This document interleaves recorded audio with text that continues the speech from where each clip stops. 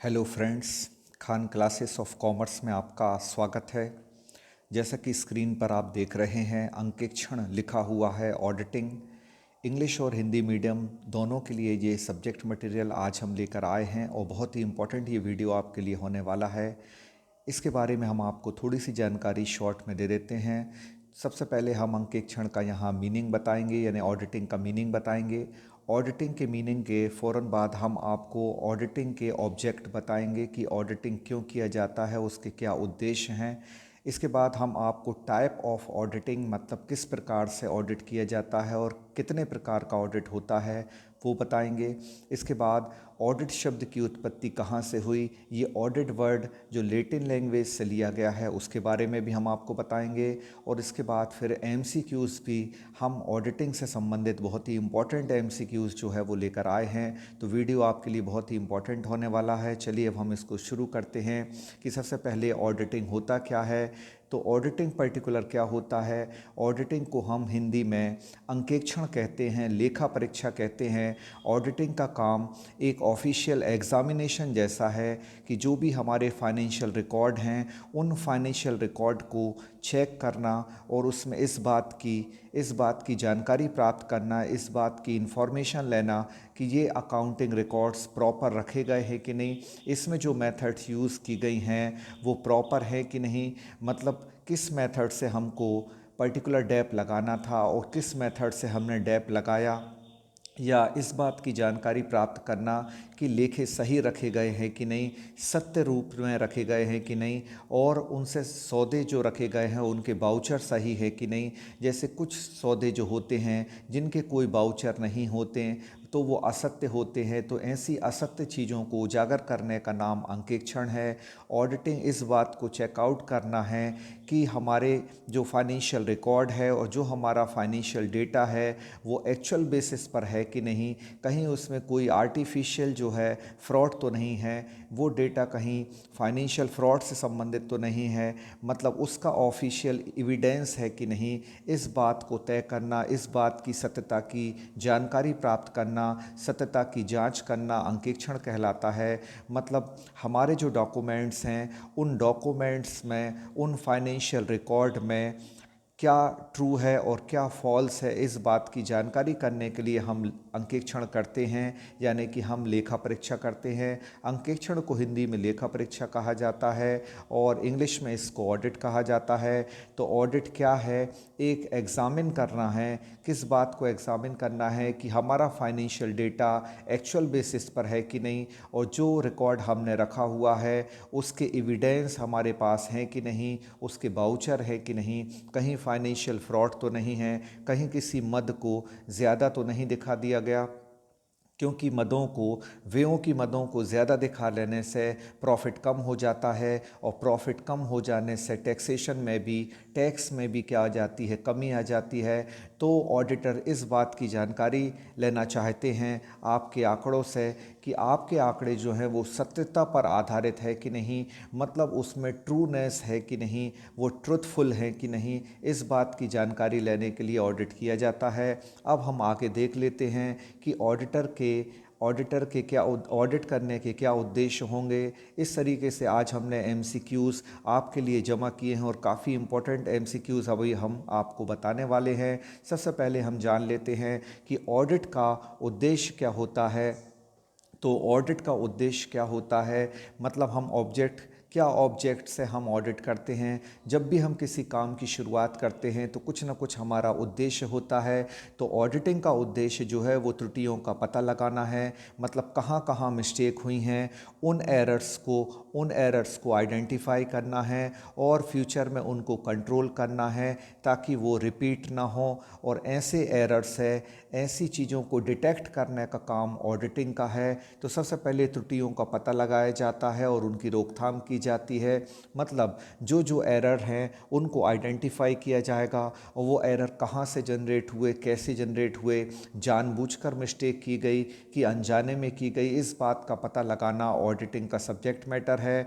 Auditing किसी भी organisation में जो फाइनेंशियल रिकॉर्ड रखा गया है उस फाइनेंशियल रिकॉर्ड में एरर को डिटेक्ट करता है और फ्यूचर में उनको प्रिवेंशन प्रोवाइड करता है कि इससे कोई फ्रॉड तो नहीं है, कहीं ये अगर जानबूझकर किया गया है तो ये फ्रॉड है, और अगर अनजाने में हो गया है तो ये सिर्फ एक एरर है, तो वो एरर है कि फ्रॉड है। इस बात की जानकारी प्राप्त करना एक ऑडिटर का कर्तव्य होता है, एक ऑडिटर की ड्यूटी होती है।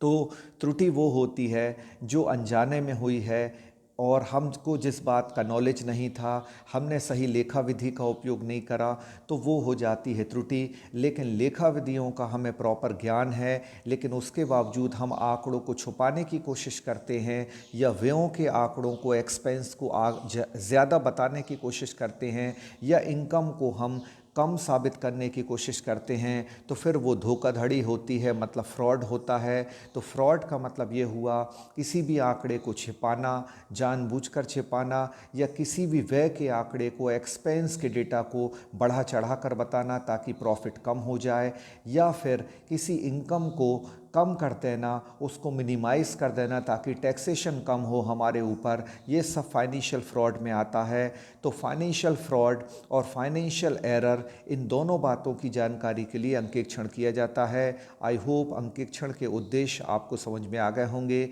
कि क्या ऑब्जेक्ट ऑफ ऑडिट होता है। अब इसके बाद हम कितने प्रकार का ऑडिट होता है वो देख लेते हैं, लेकिन उसके पहले हम पहले स्क्रीन पर आ गया है कि अंकेक्षण जो ऑडिट वर्ड है पर्टिकुलर, वो कहाँ से लिया गया है। तो इंग्लिश का जो ऑडिट वर्ड है पर्टिकुलर, वो ऑर्डरे से लिया गया है, AUDIRA ऑर्डरे, जिसका अर्थ है सुनना और सत्यता को प्रमाणित करना। मतलब इंग्लिश में हम देख लेते हैं, the English word audit is derived from the Latin word audere, which means to hear and to certify the truth। तो हम सत्यता को प्रमाणित करने के लिए ऑडिट करते हैं, तो सत्यता को प्रमाणित करना ऑडिट कहलाता है, अंकेक्षण कहलाता है। और अंकेक्षण शब्द का मतलब क्या होता है? अंकेक्षण शब्द जो है उसको हम लेखा परीक्षा भी कहते हैं, इसलिए याद रखिएगा। अगर आपसे पूछ लिया जाए कि लेखा परीक्षा क्या होती है, तो लेखा परीक्षा आपकी ऑडिट होती है। इंग्लिश में हम बोलें अगर इसको कि ऑडिट का पर्टिकुलर मीनिंग क्या हुआ, तो इसका मतलब हुआ examine of accounts. Examine of accounts कहेंगे हम इसको, तो एग्जामिन ऑफ अकाउंट्स कहा जाएगा। एग्जामिन ऑफ अकाउंट्स इसको कहा जाता है। तो एग्जामिन ऑफ अकाउंट्स का मतलब होता है अकाउंट्स की जांच करना, अकाउंट्स का एग्जामिनेशन लेना या लेखा की परीक्षा करना। लेखा जो हमने रिकॉर्ड रखे हुए हैं, अकाउंटिंग रिकॉर्ड, उनकी परीक्षा लेना, अंकेक्षण करना कहलाता है। अब हम देख लेते हैं कि पर्टिकुलर इसके कितने प्रकार होते हैं। तो अंकेक्षण के कितने प्रकार होते हैं, तो अंकेक्षण जो है आपको स्क्रीन पर दिख रहा होगा कि अंकेक्षण कितने प्रकार का होता है। तो सबसे पहले हम देख लेते हैं, स्क्रीन पर लिखा हुआ है पूर्ण अंकेक्षण। पूर्ण अंकेक्षण का मतलब होता है कि पूर्ण अंकेक्षण का मतलब संपूर्ण अंकेक्षण है, या जिसको हम कंप्लीट ऑडिट कहते हैं। कंप्लीट ऑडिट का मतलब ये होता है कि अकाउंट्स जितनी भी बुक्स में रखा गया है उन सारी बुक्स की जांच पड़ताल करना, उन सारे बुक्स को systematically step by step account से related each and every aspect will be covered in the checking system, so that is called complete audit. तो कंप्लीट ऑडिट क्या किसको कहेंगे कि लेखा बहियाँ जिन जिन प्रकार से रखी गई हैं उन सारी बहियों को प्रॉपर चेक करना, एक एक करके सारे फैक्ट जो हैं उनको क्या करना, डिस्क्लोज करना, और सारी बहियों की प्रॉपर जानकारी लेना कहलाता है पूर्ण अंकेक्षण। पूर्ण अंकेक्षण जो होता है इसमें कोई भी सौदा जो है वो छूट ना पाए, बल्कि हिसाब के हर आस्पेक्ट को प्रॉपर बारीकी से कवर करना पूर्ण अंकेक्षण कहलाता है। इसमें जितनी भी बहियाँ, जितनी भी बुक्स होती हैं, उन सारे बुक्स को एग्ज़ामिन किया जाता है, उन सारी बुक्स को चेकआउट किया जाता है और वहाँ से एरर और फ्रॉड्स जो है वो देखे जाते हैं कि कहीं कोई एरर या फ्रॉड्स यानी कि कोई त्रुटियाँ या जानबूझकर कोई सौदा छिपाया तो नहीं गया, तो उसको हम पूर्ण अंकेक्षण कहते हैं। पूर्ण अंकेक्षण का उद्देश्य जो है वो एक सिस्टमैटिक ऑडिट करना है। तो पूर्ण अंकेक्षण एक सिस्टमैटिक ऑडिट है। इसके बाद दूसरा ऑडिट हम देख लेते हैं जिसको हम चालू अंकेक्षण कहते हैं। तो चालू अंकेक्षण को हम विस्तृत अंकेक्षण या निरंतर अंकेक्षण भी कहते हैं। तो इंग्लिश में इसको क्या कहा जाता है? इंग्लिश में इसको कंटिन्यूअस ऑडिट कहा जाता है। और कंटिन्यूअस ऑडिट जो है वो साल भर चलता रहता है। साल भर ये अंकेक्षण चलता रहता है। कंपनी के अधिकारी, कर्मचारी और जो भी ऑडिट होते हैं, इंटरनल ऑडिटर होते हैं, वो इस चालू अंकेक्षण को करते रहते हैं और ये काम वर्ष में निरंतर रूप से चलता रहता है। इसलिए हम इसको डिटेल्ड ऑडिट भी कहते हैं। इसको हम चालू ऑडिट को हम विस्तृत अंकेक्षण भी कहते हैं, डिटेल्ड ऑडिट भी कहते हैं और साथ ही साथ ये कंटिन्यूअस भी कहलाता है क्योंकि कंटिन्यूअसली ये चलता रहता है। अब इसके बाद सामयिक अंकेक्षण हम देख लेते हैं कि सामयिक अंकेक्षण मतलब जो एक समय विशेष पर ही किया जाता है। जैसा कि आपको पता है कि अंतिम खाते वर्ष के अंत में बनाए जाते हैं और वर्ष में अंतिम खाते बनाए जाने के बाद फाइनल अकाउंट्स बनाने के बाद ये ऑडिट किया जाता है। मतलब आपने फाइनल अकाउंट्स तैयार किए तो बताइए, फाइनल अकाउंट्स तो एक निश्चित समय के बाद ही तैयार किए जाते हैं और at the end of year तैयार किए जाते हैं। तो उस अंतिम वर्ष के अंत में अगर कोई अंकेक्षण होता है तो वो सामयिक अंकेक्षण होता है। इसको इंग्लिश में हम पीरियोडिक ऑडिट भी कहते हैं। पीरियोडिक ऑडिट का मतलब होता है फाइनल ऑडिट। फाइनल ऑडिट कब बनाया जाएगा? फाइनल ऑडिट तब किया जाएगा जब फाइनल अकाउंट बनाए जाएंगे। तो अंतिम खाते बनाए जाने के बाद अंतिम अंकेक्षण किया जाता है। इसको हम सामयिक अंकेक्षण को हिंदी में और क्या कहते हैं? इसको हम अंतिम अंकेक्षण भी कहते हैं। और अंतिम अंकेक्षण के साथ इसको और क्या कहा जा सकता है? ये चिट्ठी का अंकेक्षण होता है और चिट्ठा वर्ष के अंत में बनाया जाता है, तो इसलिए हम इसको चिट्ठा अंकेक्षण भी कहते हैं, मतलब बैलेंस शीट ऑडिट भी कहते हैं। तो याद रखिएगा, बैलेंस शीट एक समय विशेष पर बनाई जाती है, एक पीरियड विशेष पर बनाई जाती है, तो इसको हम पीरियोडिक भी कहते हैं, पीरियोडिक ऑडिट भी कहते हैं, बैलेंस शीट ऑडिट भी कहते हैं, फाइनल ऑडिट भी कहते हैं। तो याद रखिए, चिट्ठा अंतिम खातों में आता है और अंतिम खाते जो हैं वो एक समय आधार पर, एक समय समाप्त होने के बाद ही बनाए जाते हैं। इसलिए सामयिक अंकेक्षण आपका अंतिम अंकेक्षण कहलाता है या सामयिक अंकेक्षण आपका चिट्ठा अंकेक्षण कहलाता है। और इसको कभी कभी हम एनुअल ऑडिट भी कहते हैं। एनुअल ऑडिट इसलिए कहते हैं क्योंकि ये एक समय विशेष पर वर्ष के अंत में बनाया जाता है, तो इसलिए हिंदी में हम इसको वार्षिक या सामयिक अंकेक्षण यानी कि एनुअल ऑडिट और पीरियोडिक ऑडिट भी कहते हैं। आई होप ये इतने सारे नाम और इतनी सारी विशेषताएं आपको समझ में आ गई होंगी। अब हम अगला पॉइंट देख लेते हैं कि इन अंकेक्षण के प्रकारों में अगला क्या है। तो आंशिक अंकेक्षण आप देख रहे हैं। आंशिक अंकेक्षण का मतलब क्या होगा? तो आंशिक अंकेक्षण का मतलब ये होगा कि जब हम लेखा बहियों में सभी लेखा बहियों की जांच ना करें बल्कि उनमें से कुछ बहियों को ले लें। जैसे हमने कैश बुक उठाई और कैश बुक का ऑडिट कर दिया, हमने सेल्स बुक का ऑडिट कर दिया और हमने परचेस बुक का भी ऑडिट कर दिया। तो हमने इन बुक्स का ऑडिट कर दिया लेकिन बाकी बुक्स जो हैं उनको छोड़ दिया। मतलब कुछ पार्ट को हमने कवर कर लिया, अकाउंट्स के कुछ पार्ट को हमने कवर कर लिया और कुछ पार्ट को छोड़ दिया, तो उसको हम आंशिक अंकेक्षण कहेंगे। इसको हम इंग्लिश में पार्शियल ऑडिट कहते हैं।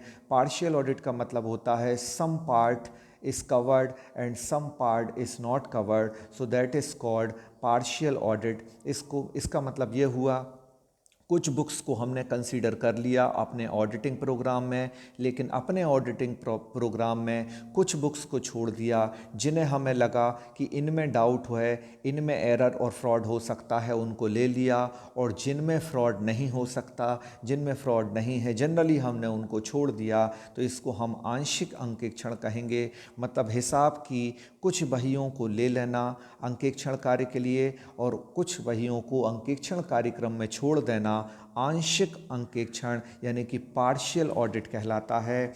अब बहुत ही इम्पोर्टेंट है आगे मध्य अंकेक्षण। मध्य अंकेक्षण का मतलब क्या होगा, पहले आप समझ लें कि मध्य अंकेक्षण को हम क्या कहते हैं। तो मध्य अंकेक्षण को हम हिंदी में अंतरिम अंकेक्षण भी कहते हैं।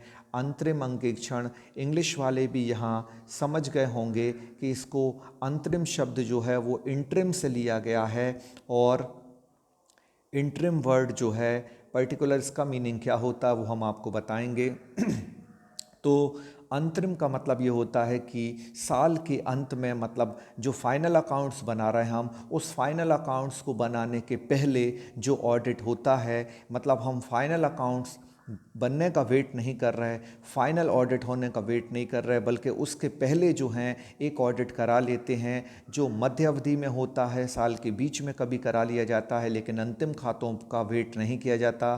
फाइनल अकाउंट प्रिपेयर होने का वेट ना करके बीच वर्ष में ही कभी भी इंटरिम ऑडिट कर लिया जाता है, मध्य अंकेक्षण कर लिया जाता है, उसको हम अंतरिम अंकेक्षण कहते हैं। यानी कि उसको हम क्या कहते हैं, अंतरिम अंकेक्षण या मध्य अंकेक्षण कहते हैं। इसमें व्यापारिक वर्ष के बीच में ही क्या कर लिया जाता है, ऑडिट कर लिया जाता है, अकाउंट्स बुक्स को एग्जामिन कर लिया जाता है। तो इसको हम इंटरिम कहते हैं। इंटरिम का मतलब होता है कि फाइनल ऑडिट होने के पहले ही हमने कुछ टाइम पहले ही एक ऑडिट करा लिया, फाइनल ऑडिट का वेट ना किया, तो वो ऑडिट इंटरिम ऑडिट कहलाता है। इसके बाद कैश ऑडिट क्या होता है, रोकड़ अंकेक्षण, जहाँ सिर्फ हम रोकड़ से संबंधित मदों का ही ऑडिट करते हैं, मतलब कैश ट्रांजैक्शंस को ही अपने ऑडिट प्रोग्राम का हिस्सा मानते हैं।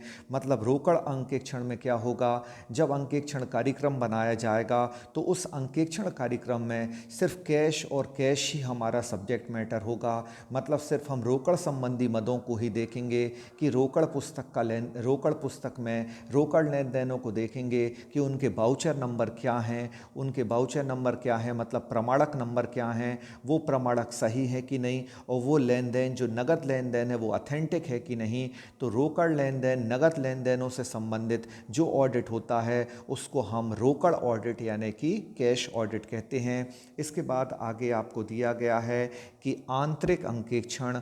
आंतरिक अंकेक्षण का मतलब ये होता है कि जो अंकेक्षण हम फाइनल अंकेक्षण के पहले अपने तौर पर कंपनी के ही कर्मचारियों से या कंपनी के ही अधिकारियों से या हम उन लोगों से या कंपनी के लेखापाल जो अकाउंटेंट होते हैं उनसे निजी तौर पर करा लेते हैं, पर्सनली करा लेते हैं। मतलब फाइनल ऑडिट होने के पहले कंपनी के ही कर्मचारी कंपनी की लेखा पुस्तकों में गड़बड़ियों को और कंपनी की लेखा पुस्तकों में कोई गड़बड़ियों को या नहीं तो फिर किसी त्रुटि को जानने का जब प्रयास करते हैं तो उसको हम आंतरिक अंकेक्षण कहते हैं। आंतरिक अंकेक्षण की ये खासियत है कि वो कंपनी के इंटरनल पर्सन के द्वारा ही किया जाता है, मतलब कोई बाहरी व्यक्ति आकर ये आपका ऑडिट नहीं करता। तो जब इंटरनल पर्सन से ही त्रुटियों की जानकारी प्राप्त की जाए या कपटपूर्ण व्यवहारों की जानकारी प्राप्त की जाए, मतलब हम एरर और मिस्टेक को या फाइनेंशियल फ्रॉड को आइडेंटिफाई करें और दूसरे लोगों का ऑडिट करने के लिए कोई कंपनी के ही व्यक्ति को नियुक्त कर दिया जाए तो उसे हम इंटरनल ऑडिट यानी कि आंतरिक अंकेक्षण कहते हैं। तो अंकेक्षण के ये प्रकार आपको समझ में आ गए होंगे। इसके अलावा भी सरकारी अंकेक्षण भी होता है, वैधानिक अंकेक्षण भी होता है, स्टैच्यूटरी भी होता है और गवर्नमेंट ऑडिट भी होता है, मैनेजमेंट ऑडिट भी होता है, कॉस्ट ऑडिट भी होता है। तो वो आने वाले लेक्चर्स में हम उनको कवर करेंगे। लेकिन अब हम बहुत जल्दी से हम अपने इम्पॉर्टेंट एमसीक्यूज़ देख लेते हैं कि आज हम आपके लिए इस सेशन में इम्पॉर्टेंट एमसीक्यूज़ भी लेकर आए हैं। तो जल्दी से उनको देख लें कि पहला आपका ऑडिट क्या दिया गया है।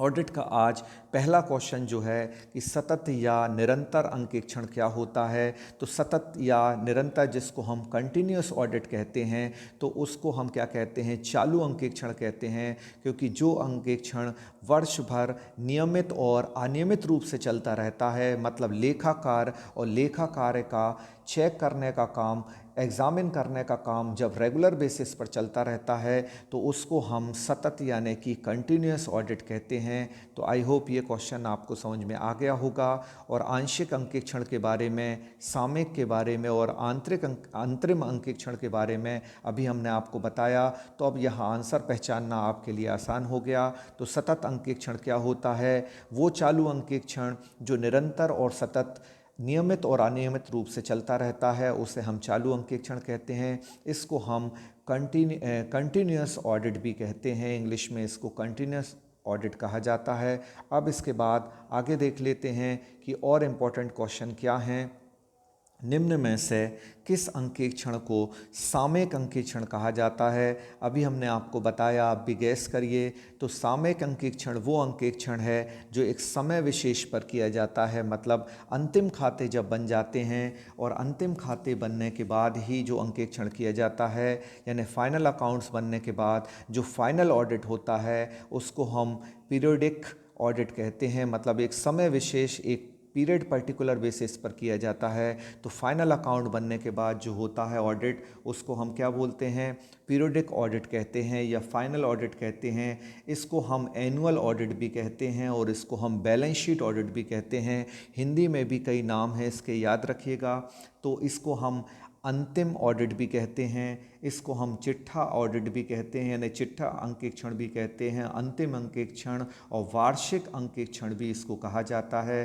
तो सामयिक अंकेक्षण या चिट्ठा अंकेक्षण के ये नाम हो गए। इन सब को आप नोट कर लें, क्योंकि टाइप ऑफ ऑडिटिंग से विगत वर्षों में भी क्वेश्चन पूछे गए हैं और टाइप ऑफ ऑडिट से अभी भी क्वेश्चन पूछे जाएंगे, क्योंकि इनमें कुछ मामलों में काफ़ी कन्फ्यूज़न होता है और स्टूडेंट वहाँ गलती करते हैं। और हमेशा ऐसे क्वेश्चन आते हैं जिसमें हमको लगता है कि एक क्वेश्चन के दो दो तीन तीन आंसर हो सकते हैं, लेकिन नहीं, वहाँ एक ही आंसर होता है। लेकिन हम जानकारी के अभाव में गलती कर देते हैं।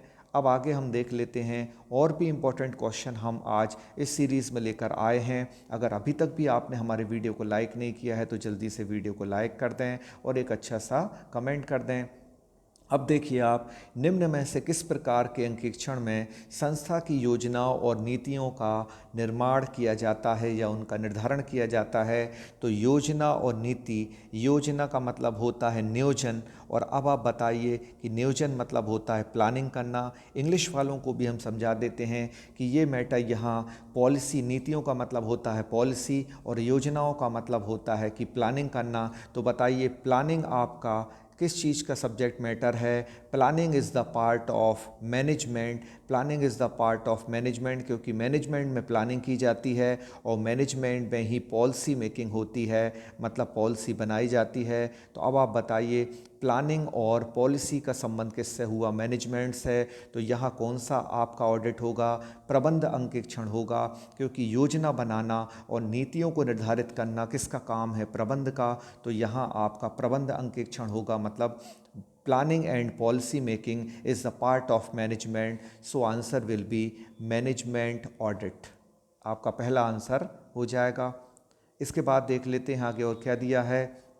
निम्न में से किस अंकेक्षण को सामयिक अंकेक्षण कहते हैं? तो अभी हमने आपको बताया था, सामयिक मतलब एक समय विशेष पर किया जाने वाला अंकेक्षण, जिसको हम पीरियोडिक ऑडिट कहते हैं। और पीरियोडिक ऑडिट कब होता है? जब हम फाइनल अकाउंट बना लेते हैं तब होता है। तो इसका आंसर हो जाएगा फाइनल ऑडिट, यानी कि अंतिम अंकेक्षण। और फाइनल ऑडिट को ही हम क्या कहते हैं? फाइनल ऑडिट को ही हमने और भी नाम बताए हैं। इसको हम कहते हैं बैलेंस शीट ऑडिट और एनुअल ऑडिट, यानी कि हिंदी में कहा जाता है चिट्ठा अंकेक्षण या वार्षिक अंकेक्षण। इसी अंतिम अंकेक्षण के और नाम हो गए।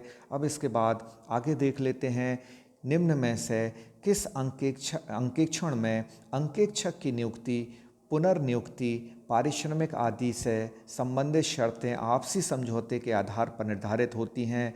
तो यहाँ आपको ये बताना है कि किस अंकेक्षण कार्य में अंकेक्षक की नियुक्ति, पुनर्नियुक्ति, पारिश्रमिक आदि की शर्तें आपसी समझौते पर तय होती हैं, तो उसको हम निजी अंकेक्षण कहते हैं। निजी अंकेक्षण मतलब प्राइवेट ऑडिट। तो प्राइवेट ऑडिट में क्या होता है कि हम किसी भी अंकेक्षक को इस कार्य के लिए बुला लेते हैं कि वो बाहरी व्यक्ति हमारे यहाँ आए और हमारे यहाँ आकर हमारी बुक्स में ये देखे कि क्या मिस्टेक हैं, क्या हमने लेखा विधियों का सही उपयोग किया है कि नहीं, हमने अकाउंटिंग प्रिंसिपल, अकाउंटिंग मेथड्स को प्रॉपर यूज़ किया है कि नहीं।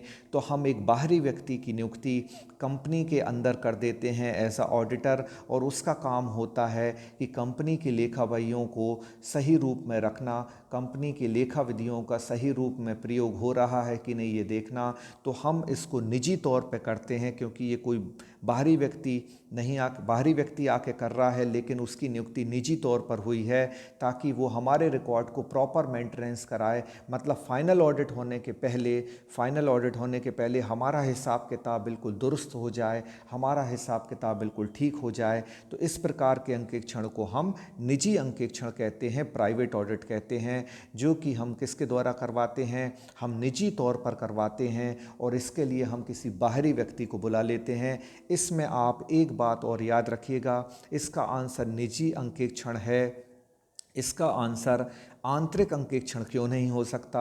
आपको डाउट हो रहा होगा कि आंतरिक अंकेक्षण है यहाँ आंसर, या ये क्यों नहीं हो सकता। तो हम आपको इंटरनल ऑडिट के बारे में बता देते हैं। इंटरनल ऑडिट वो होता है जो internal person of the company या internal person of the institution के द्वारा होता है। जब कंपनी का ही व्यक्ति, कंपनी के ही कर्मचारी या अकाउंटेंट कंपनी का ही ऑडिट करते हैं और पर्सनली करते हैं, तो वो आंतरिक अंकेक्षण होता है। लेकिन यहाँ अंकेक्षक की नियुक्ति, पुनर्नियुक्ति जो हो रही है वो बाहर से हो रही है। मतलब वो व्यक्ति जो बाहर से अपॉइंट किया जा रहा है, उस बाहरी व्यक्ति के द्वारा ये हम निजी तौर पर ऑडिट करा रहे हैं, इसलिए हम इसको निजी अंकेक्षण कहेंगे। तो आई होप ये कॉन्सेप्ट आपको अच्छे से समझ में आ गई होगी। अगला क्वेश्चन देख लेते हैं। चालू अंकेक्षण के अंतर्गत खातों की जांच की जाती है। बहुत ही इंपॉर्टेंट क्वेश्चन है। कंटिन्यूअस जो ऑडिट होता है उसके अंतर्गत क्या नियमित रूप से जांच होती है? नहीं, नियमित रूप से नहीं होती। क्या वर्ष के अंत में होती है? नहीं, वर्ष के अंत में जो होता है वो तो क्या कहलाता है? एनुअल ऑडिट, जिसको हम पीरियडिक ऑडिट कहते हैं और जिसको हम बैलेंस शीट ऑडिट कहते हैं। वर्ष के दौरान अनियमित अंतराल से तो ये भी नहीं है। आपका आंसर आखिरी वाला हो जाएगा।